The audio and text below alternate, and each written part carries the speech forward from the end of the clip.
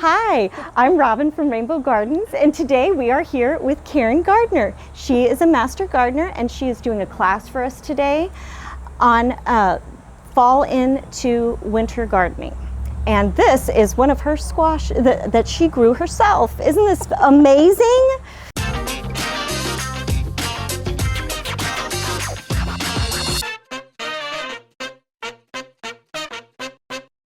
It's fun to be gardening. Yes, sometimes things die, and that's okay. Just keep going for it, keep trying, and you'll have success. So now we're going to talk a little bit about what to do when as we head into winter. And I'm going to go back just a little bit to June and July. June and July, usually around the end of June, beginning of July, my family goes on vacation. And I just go, okay, the garden is I'm going to pull up a lot of stuff. I'll pull up my tomato plants because usually I've harvested by that time. And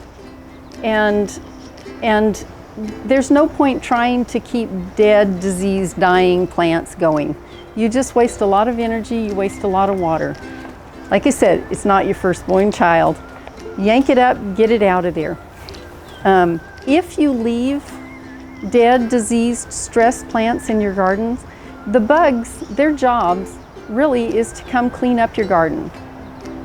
And if you leave all that stressed, diseased plant matter in your garden, you're going to attract pathogens and bugs, insects. Okay? You'll have a bigger problem later on. So yes, maybe you saved that one plant that you wanted to get a few more tomatoes out of, but you probably brought some bad things into your garden as a result. So just let it go.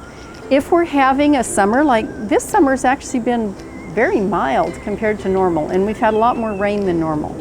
So there are some things that probably did better this summer. And you could probably still, like the Juliet tomato plants, they can take the heat. Those they're the little grape tomatoes.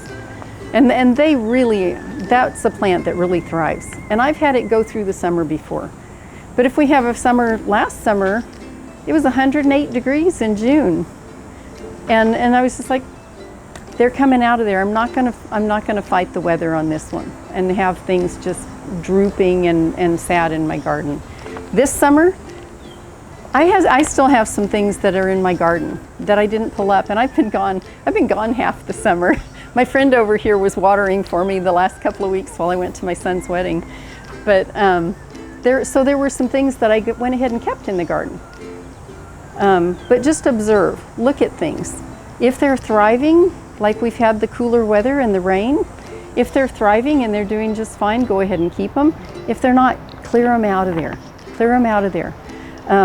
Also use this time when I know it's hard to get out in the heat.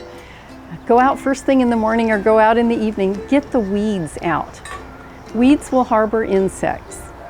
And sometimes they're good insects. Most of the insects are either good or neutral, but you'll have some baddies in there. And if you have a whole bunch of weeds that have overgrown your garden during the summer, when you start back in August starting to do your fall garden, it's really discouraging to go out there and say, oh, I've got to whack the jungle. I was gone the last week of May, and it rained. Yay! I had my son watering for me, and he didn't really have to do anything. But I came back and there were weeds everywhere. And I was only back for about 10 days, and then I left again. But during those 10 days, I went out there and tried to get on top of some of the weeds. I didn't get them all, because I do have a large garden. But I got on top of them. And it only takes a few minutes really every day. Just go out there. I think it's discouraging to me to say, well, I'm just gonna catch up and spend, a big amount of time. To me, it's easier to say, I can spend 10 minutes today instead of letting it build up and going, oh, I have to go out there for 3 hours. A little bit each day. And one of the expressions I've heard about weeds is get them early and get them often. So just constantly stay on top of your weeds. And it's so much easier. One thing that I really love for the weeds is a stirrup hoe. I should have had you bring one. Oh, here it goes. It magically appears. That's a stirrup hoe. My favorite tool. And you just pull and it just cuts them off. So, great tool. It helps you stay on top of them so they don't become a problem. And you just go and it whacks the weed off at the ground. Your perennial weeds, if you don't pull them up, they might grow back, but if you just do it regularly, you'll keep knocking them down. And it's really easy. It's an easy hoe to use. I don't like the regular standard hoes as much. The stirrup hoe just kind of scrapes along the top of the ground and it doesn't leave little divots in the ground. Whereas a regular hoe, you do it and it leaves like little holes everywhere. So a stirrup hoe, some people call it a hula hoe. There are some different names, but it looks like a stirrup on a saddle. And that's a great thing. Another thing you can do with your weeds is just take a rake and regularly rake over your soil. It'll get the little no-see-ums, the little tiny weeds, the seeds that are just starting to sprout that you don't know they're there yet. It'll disturb them so that they don't complete the germination. And you just once a week, just rake. And it really keeps the weeds down. It's a very simple thing to do. It doesn't take much time, but it saves you a lot of time later on as far as the pulling the weeds. So during the hot time, clear the mess out. If you don't already have them and you want to do raised beds, that's a good time when you're not, having things in your garden actively growing as much. Take some time, make raised beds, make trellises, do the garden construction projects that you might have. That's a good time to do it in June and July. Refresh your soil with compost and fertilizer. You can put pre-plant fertilizer in. Follow the bag, read the instructions or the bottle or whatever you're using. If you're going to do pre-plant, I would do like a slow release, incorporate it into the soil, and then through the season it will be dissolving and feeding your plants. Top things off with 2 or 3 inches of compost and incorporate it into the soil. If you have mulched things in the past and your mulch has been breaking down, incorporate that into your soil. It also will lighten your soil. And I don't know if you have a problem with that, but I do because of my clay. I'm constantly doing things to lighten my soil. Clean and sharpen tools. That's a good thing. That's something you can do inside where it's cool with the AC. Sharp tools just make a difference. It's much easier to dig a hole with a sharp shovel. It's way easier. Watering. This is a good time if you have drip irrigation to check out your system. Make sure that it's not having leaks anywhere, that you're not having puddles. If you last season, if your hose didn't quite reach, whatever, it's just good to check up on your watering. It'd be a great time maybe to go get a rain barrel and install a rain barrel. Rainwater is better. It does, the plants just thrive better with rainwater. They do so much better. And then the fun part, plan for fall and winter. This is a time up north, they spend the winter months looking at seed catalogs and plant catalogs. And here, we can do that in the summer. And then you can be visiting your nurseries, seeing what's coming in. Rainbow Gardens is really good about having the right plant at the right time. We've got our tomato plants and everything. One thing that I like to do, I bought this, about 4 weeks ago maybe, as a little plant. And then I potted it up. So that now when I'm planting, I'm gonna have a bigger plant go into the ground. So as soon as the tomatoes and peppers and stuff come in, I'm usually at the nurseries going, yes, they have them in now. And I'm potting them up. Because if I had bought this, I bought it in July, but if I had put it in the ground in July, I would have needed to use a whole lot more water to get it to be okay in the ground. Whereas if in a pot, I can put it where it will get the morning sun, and then I can protect it from the hot sun. And I just need a little bit of water to water it like this, but I'm gonna be putting bigger plants into the ground, so they'll be healthier. when I get them in. And these will be great too. But if you can, like, get to the nurseries in July. They usually start having the tomato and pepper plants in July. This last year's been a little weird, just because supplying of some of our plants with COVID and strange things. But usually they have them in July, and you can get them. Last summer was kind of funny. I grew a lot of things from seed last summer because supplies were down. But potting them up and doing that. You can also, if you're going to start things from seed, look at the planting dates and then go back. So if for tomatoes, I like to start them about 8 weeks before I'm going to put them in the ground. And tomatoes, for San Antonio in a fall garden, you want to get your tomatoes in by September 1st in the ground, starting to grow. If you don't, you might end up with just a bunch of green tomatoes, which is fine. I love green tomatoes actually, and I actually try to have a few green tomatoes for Thanksgiving because I like green tomato apple pie for Thanksgiving. So it's and I love fried green tomatoes and stuff. But if you want them to ripen all the way, you want to get them in by September 1st. Sometimes August is just horrible though, and it's so hot out there. So if you're doing that, then you'll need to protect them. Okay, and all you can do is, you have your tomato cages, just put some shade cloth. There are different shade cloths and frost cloths. You can use an old sheet if you need to. Just something to protect them from the hot afternoon sun during our hot August weather. But I'm feeling this breeze now and going, I'm loving this August. This is such an anomaly for our normal weather, and I'm loving it. I'll probably be planting things earlier this year, and I may get burned. You know, we may end up just having a horrible September. It could still be hot. And that's another thing, just watch the weather, know what is coming up and what's going to be happening in your garden so you can protect from things that are coming up. So another part of planning is research. What do you want to plant? What will your family eat? I always encourage people to ask themselves, have I grown something? In the United States, we have this very narrow range of vegetables that we eat. And when you start looking through the seed catalogs, or if you go to the seed racks, you're like, what is that thing? What is that thing? Try something new.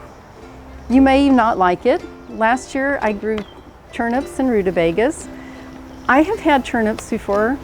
I've never really liked them, but I thought, well, sometimes when you grow things, the homegrown tastes better. So I thought I'll give turnips another try. It had been a number of years since I'd had turnips. Okay, so I don't really love them still. But I found out that rutabagas are milder. I like them better, and they tasted really good. We roasted them with potatoes and beets and carrots, and that was really good. So rutabagas is something I'll continue growing. But I always kind of like to try maybe 1 or 2 new things each year. I'm kind of running out of ideas now though. I've been doing it for a number of years, and I'm like, what new thing? Somebody gave me a bitter melon plant, and I haven't eaten it yet, but I noticed there's one growing on the plant now. So I'm not sure I'm really excited, but we're gonna give it a try. I'll have to do some research and find out how I'm supposed to use it. But mainly grow the things that you know you're gonna eat, that you enjoy eating. And also grow the things that will grow well in our climate. On your vegetable gardening in San Antonio handout, there are some links on there that will tell you what plants grow well in our area. So the County Extension Agency, the County Extension here is amazing. If you've lived in other areas or whatever, I don't want to knock other people necessarily, but here they provide a lot of information. So if you go to Bexar County Extension, just type that in on a search. Texas A&M and the County Extension has just done an excellent job of providing materials. If you type in, and I have the links on that vegetable gardening handout, there's one for recommended varieties for fall, and you'll get a chart that will tell you which varieties. So like broccoli, one of the varieties that does really well here is Green Magic. And it'll tell specific varieties. It won't just say tomato. It'll say specific varieties of plants that will grow well in San Antonio and when to plant them. There are recommendations for fall and there are recommendations for spring, and the links are on that handout. But there are also, Texas A&M also has something called Easy Gardening, and they have specific things for each type of vegetable. So you can click on there in tomatoes and it tells you specific growing instructions for tomatoes. Really a lot of information. Anytime I have a plant question, I generally in my search, I'll type in my question. So if I want to say, what tomatoes grow well in San Antonio? I'll say something like, what tomatoes grow well in San Antonio? And then I'll put TAMU. And oftentimes that's Texas A&M University. And they're our land grant university in the state of Texas. They've done so much research. And locally, they do research regularly. How many of you have heard of the rodeo tomato? Yeah, some of you. The rodeo tomato is there are varieties of tomatoes that are recommended for San Antonio. They're grown and tested in San Antonio.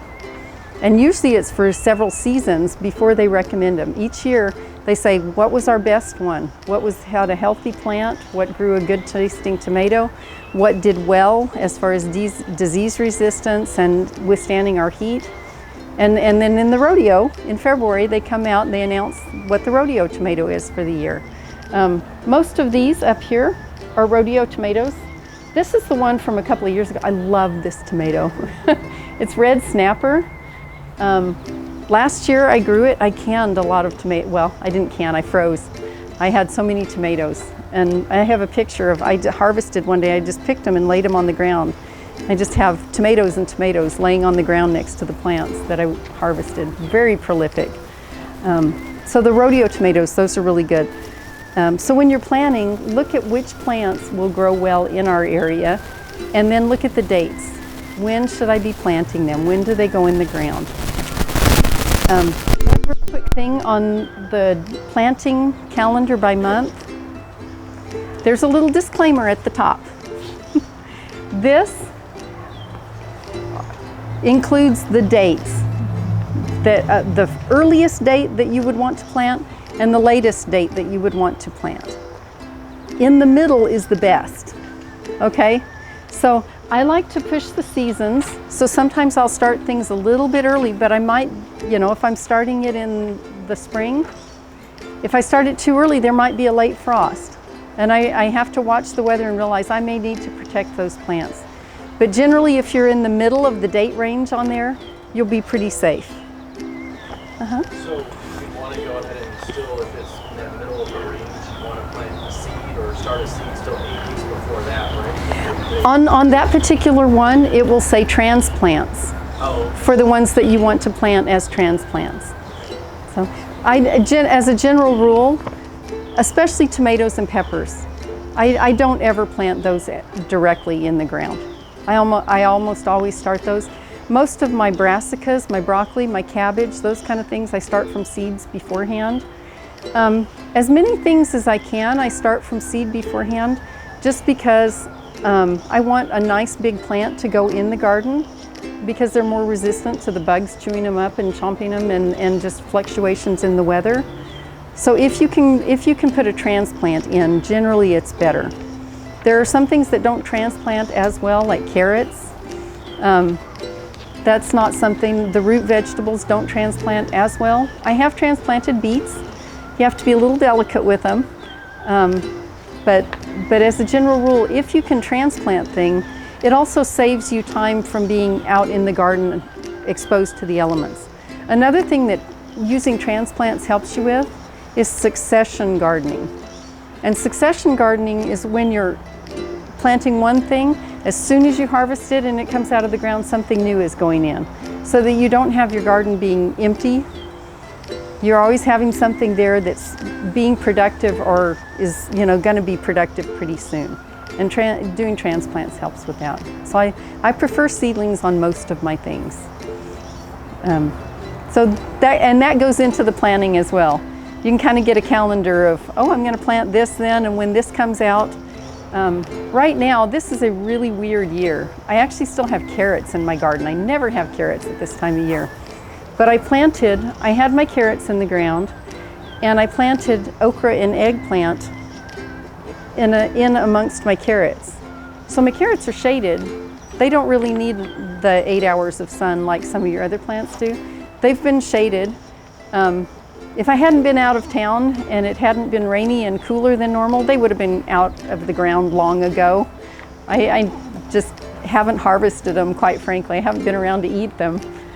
So I still have a bunch of those in the ground. I wouldn't normally this time of year. But you can do that kind of thing where you have one plant that's finishing up and you go ahead and plant another plant. And then you're harvesting underneath. You can do the same thing with lettuce. You can plant lettuce, harvest the holes, to make a hole there and plant a new plant. So as you're finishing off your winter and starting your spring, you can have your lettuce growing, plant a tomato amongst your lettuce. It'll start growing and you can continue harvesting your lettuce for a while. So you're having succession and intercropping. Succession is where you're planting one right after the other, and the intercropping is where you're having two plants growing together. And that kind of follows along with companion planting as well. So plan for the fall and winter. Now, August, what do we do this month? We plant things. This is a great time to be starting our fall garden. This is a great time to start your warm weather vegetables. And warm weather vegetables are your tomatoes, your green beans, your cucumbers, your peppers, your squash. Those can be going in the ground now. I will probably be starting my broccoli seeds. I'll be planting broccoli seeds and getting those plants ready to go in a little bit later. So August is a busy time. It's a busy time in the garden because you can start getting a lot of things going. August can be really hot, so you just realize that you may need to protect your plants some. And in tomato cages, when you plant them, go ahead and put the cages on them, even though they're still small and don't need the cage yet. First of all, it helps you because sometimes, not that this has ever happened to me, but I haven't put the cage on and I just got busy with other things, and then all of a sudden the plant is too big and it's hard to get the cage on. So put the cage on, and then if you need to, then you can put a shade cloth over it. And it'll get enough sun while it's small. And especially if you're putting the shade cloth on the west side of the cage, it'll get the morning sun, it'll get several hours, and then in the afternoon it'll get protected. So August is a great time. Be planting, and those warm weather plants are great. The cooler weather plants, if you're going to be planting transplants, that's a good time to get the seeds started for those. And we've just had a wonderful, I've been looking at the weather and they're predicting it's still supposed to be low 90s for the next 10 days. I'm hoping they're right. Sometimes they change that, but I'm hoping that's the case. Then we get into September. September is a great time of year. The weather usually gets a little bit cooler. The part of me that spent a good amount of time growing up in Colorado is always a little disappointed with September here, because up there it's getting cool and the nights are almost where you need at least a long sleeve shirt, and it's just not there yet. I'm ready, September comes and I'm ready for the weather to get cooler, and it doesn't really get all that much cooler. It gets a little bit cooler and we usually get a little more rain. So it is helpful. In September, you can start planting your cool weather crops. I would say more toward the middle of September. This year, maybe we can do it a little bit earlier. Plant strawberries in September. That's when we should plant strawberries here. Strawberries, most places, they're perennials. And I say that kind of, they last 3 or 4 years, and then the plants send off runners, and you can keep a strawberry bed going for years and years and years up north. And then the wintertime, they just kind of go dormant, and in the spring they pop back up. That's not the case here. They don't survive our summers. I've had 2 years where strawberries survived the summer here since I've lived here, and that was only because we've had a couple of really wet, cooler summers. But most of our summers, they're not going to survive. So plant your strawberries in September. They'll grow. You want to grow a nice big plant, give them some good fertilizer, get a nice big plant growing. In the colder times, in December, January, early February, they'll just kind of go dormant. They won't die down all the way like they would up north, but they'll just kind of slow down and you won't see new growth. But hopefully the roots are still growing underground. And then in February, March, the plant starts growing again, it starts putting on blossoms, and then in April you'll get a good harvest. And then unfortunately, they'll die during the summer usually. And after you get your harvest, just pull them out. Oh, it's so sad. We hate doing that. Just pull them out, plant something else, and then start again in the fall. But that's how we do strawberries here in San Antonio. Do you recommend a particular strawberry best? I have a raised garden for the plant. I know that Chandler is one, and Sequoia.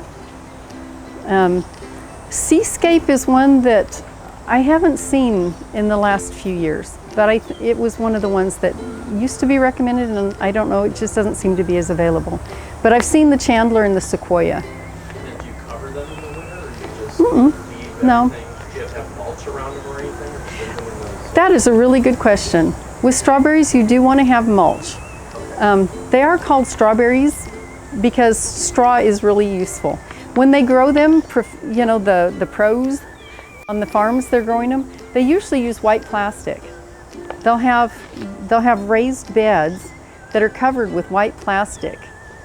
And then they have holes where they put the strawberries, and the plastic just keeps the strawberries off the ground. Strawberries will rot, and roly-polies love them. So if they're directly on the ground, you're going to have rotten fruit. So it's good to have a barrier, some straw, some good mulch. Yeah, very good question. Thank you. Yeah. I just didn't know if it would deteriorate anything. Or... Yeah, mulching around them. Yes, you could probably use something like burlap even around them. I wouldn't use black plastic in our climate. Like I said, if you go down to Poteet and up by Fredericksburg, some of the farms you'll see the white plastic. And they have tractors and machines that just lay it all down and poke holes in it. And then they plant in that. But yes, strawberries very much need mulch. Otherwise you're just going to grow a whole bunch of beautiful rotten strawberries. They'll be beautiful at first. What about blackberries? Blackberries are more upright. You want blackberries on a trellis. Yeah. Or if you get upright varieties, they'll be in a hedge kind of a thing. They won't be on the ground. What about blueberries? I'm sorry. Blueberries, that's a great question. Blueberries, grow them in a pot because they don't do well with our alkaline soil. So grow them in a pot with peat moss in it and water them with rainwater. So yeah, blueberries are, get a nice big pot and grow them. They're pretty plants too, and they'll turn a nice color in the winter. Do they need to be trellis? No, they're just a bush. But they don't like alkaline soil, so don't put them in the ground. And if you can, water them with rainwater, because our water is alkaline. So keep them acidic. They like the acid. Water them with an acid-loving fertilizer. So what should they plant it in? Like a whiskey barrel. No, I mean the dirt. Oh, like a peat moss. Peat moss. Yeah, peat moss is acidic. So and you can mix in some perlite and vermiculite, that kind of stuff. I have a worm bin, so generally with my potting mix, I mix in worm castings and maybe a slow release fertilizer for acid-loving plants. So those are things we can do in September. Another thing, mulch. I like to mulch at least twice a year. September is a good time. You've got most of your plants in the ground. Then put some mulch. Don't get the pine chips and that kind of stuff. I like my mulch to actually break down so it can be incorporated into the soil. If you use a really super coarse mulch, it takes a long time to break down. And I kind of like it to break down, and then I refresh it regularly. So I don't like to get the coarse chips unless it's out front, you know, more decorative area. But in my vegetable garden, I like to get like the shredded hardwood, that kind of stuff. Okay, So September gets a little cooler. It's usually a little bit rainier. Then we get into October.